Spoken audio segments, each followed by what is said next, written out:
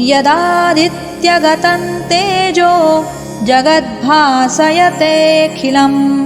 यच्चन्द्रमसि यच्चाग्नौ तत्तेजो विद्धि मामकम् गामाविश्य च भूतानि धारयाम्यहमोजसा पुष्णामि चौषधीः सर्वाः सोमो भूत्वा रसात्मकः अहं वैश्वानरो भूत्वा प्राणिना देहमाश्रितः प्राणापानसमायुक्तः पचाम्यन्नं चतुर्विधम्